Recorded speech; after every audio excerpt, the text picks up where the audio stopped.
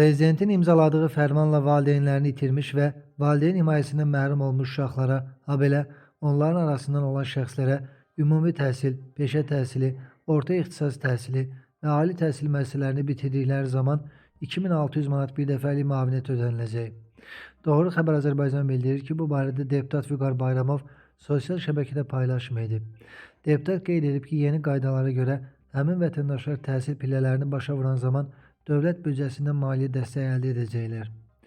Əvvəllər həmin şəxslər mövsümi paltar və ayaqqabı, habelə ölkə üzrə orta əmək haqqının 2 mislindən az olmamaqla birdəfəlik pul vəsaiti ilə təmin olunurdular. Son fərmanla müavinət məbləğində artırmalar həyata keçirilməklə yanaşı vəsait də dəqiqləşdirilir. Digər müavinətlərdə olduğu kimi bu müavinət də almaq hüququ yarandıqdan sonra yaşayış üzrə Dövlət Sosial Müdafiə Fondunun struktur bölməsinə, dost mərkəzinə və ya şəhid ailələri üzvlərinin müharibə ilə əlaqədar xəsarət almış hərbi qulluqçuların və əlilliyi müəyyən edilmiş şəxslərin müraciətləri üzrə vahid əlaqələndirmə mərkəzlərinə müraciət edilə bilər.